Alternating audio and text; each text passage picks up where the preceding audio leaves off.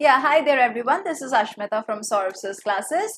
Now, जैसे कि आप लोग देख सकते हैं यहाँ पे हमारे पास कुछ questions है from the English section of the GATE 2023 और हम लोग अभी इसको solve करने वाले हैं तो चलिए start करते हैं कुछ questions हम solve करेंगे and I'm solving these questions in a series of videos. So you can subscribe our channel for following all those solutions. चलिए start करते हैं with question number 36. In Plato's idea of the republic, there is no place for the dash. प्लेटो के idea के अनुसार as per the republic, there is no place for whom? There is no place for the poets.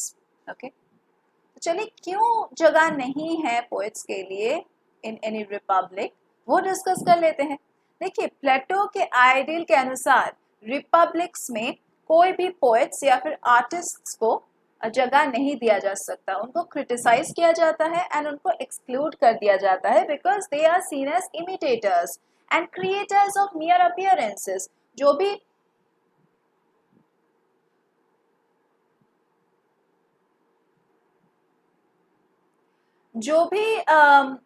भी वो लोग आमने सामने देखते हैं उसी को ही ना अपने पोइट्री में लिख देते हैं. या फिर पेंटर्स की बात करेंगे तो पेंटर्स अपनी पेंटिंग में वो ड्रॉ कर देते हैं या फिर प्रेजेंट कर देते हैं. या फिर आर्टिस्ट स्कल्पचर्स वो सभी वही चीज़ों का स्कल्पटिंग करते हैं जो वो लोग देख सकते हैं सामने. तो इनको हम मियर लाइक इमिटेटर्स कह के पुकार सकते हैं. तो that is why Plato believe that poetry and art could lead to deception and corrupt the minds of the citizens, and thus he advocated for their exclusion from his ideal concept of the society. Okay, so ये according to Plato है. ये poets और artists के लिए कोई जगह नहीं है सोसाइटी में. चलिए next question. What was Aristotle's definition of hubris? यहाँ पे ऑप्शंस दिया गया है, आप लोग देख लीजिए. Tragic flaw in a character, a false sense of pride which eventually causes the character's downfall, या फिर एक ability to imagine the future, या फिर एक हम्बल एस्थेटिक क्वालिटी. तो यहाँ पे एरिस्टोटल का जो डेफिनेशन है ह्यूब्रिस का, इसका एक्चुअल मीनिंग जो है या फिर जो भी हम सेंस निकाल सकते हैं वो हो रहा है a false sense of pride which eventually causes the character's downfall. Okay, like जैसे कि आप लोग मैकबेथ में देखे होंगे फॉल्स प्राइड लेडी मैकबेथ का, या फिर किंग मैकबेथ का आप लोगों ने देखा होगा कि कैसे प्राइड के वजह से उनके कैरेक्टर का डाउनफॉल हो जाता है by the end of the drama. Okay, so that is what Aristotle's idea was also about. Alright, so go with option B.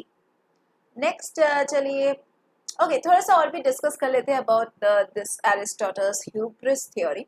That is, hubris can be described as excessive pride. मतलब बहुत pride या फिर बहुत arrogance जब display किया जाता है by any character, उसको ही हम hubris के कैटेगरी में डाल सकते हैं. Especially this kind of false sense of pride is shown by a tragic hero who defies the gods or who defies the natural order, and this hubris leads to their eventual downfall or punishment. And this is considered as a tragic flaw that brings about the character's own undoing. मतलब ये character खुद ही ऐसे चीज करता है जिससे उसका खुद का डाउनफॉल हो जाता है. तो यही बोला गया है through Aristotle's definition of hubris. Now let's move over to the next question. Stephen Dedalus is a recurring character in the works of whom? James Joyce, H.G. Herbert, George Wells, P.G. Wodehouse, D.H. Lawrence. तो कौन सा होगा? Obviously आपका answer रहेगा James Joyce. के Stephen Dedalus का जो एक फिक्शनल कैरेक्टर है, इन्होंने अपीयर किया था in James Joyce's semi autobiographical novel जिसका नाम है a portrait of the artist as a young man. A portrait of the artist as a young man. Now, this Stephen Dedalus also appears in James Joyce's iconic novel, जिसका नाम था Ulysses. तो ये जो character है Stephen Dedalus का, ये बहुत जगह में अपीयर किए हैं in many of James Joyce's works. So Stephen Dedalus can be considered to be a representation of Joyce himself. तो Joyce का ही कैरेक्टर का नाम आप लोग सोच सकते हैं कि स्टीफन डेडालस है, and serves as a vehicle for exploring different themes of identity, artistic expression, and the complexities of the Irish society. So through this character known as Stephen Dedalus, James Joyce अपने Irish society के बारे में पूरा जानकारी देते हैं. ठीक है.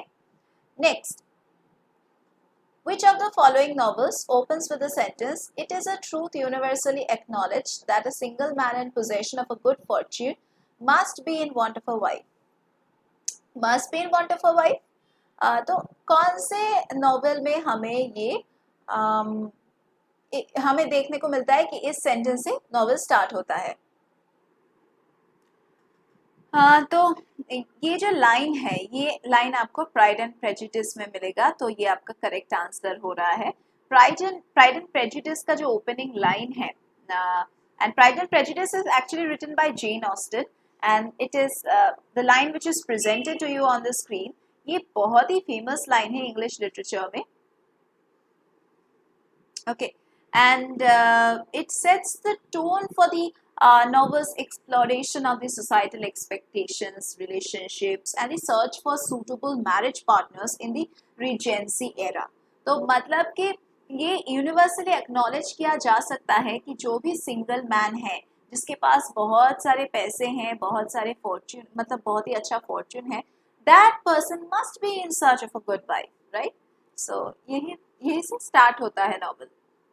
Next question says, which of the following novels by Chinua Achebe derives its titles from Butler Yeats's poem that is The Second Coming? कौन से novels? So which of the following novels by Chinua Achebe derives its title from W.B. Yeats's poem? कौन से novel जिसको लिखा गया है by Chinua Achebe title derive करते हैं W.B. Yeats के पोएम से? पोएम का नाम है सेकेंड कमिंग. तो इससे कौन सा नॉवल इंस्पायर होता है, मतलब टाइटल कौन से नॉवल का इंस्पायर होता है?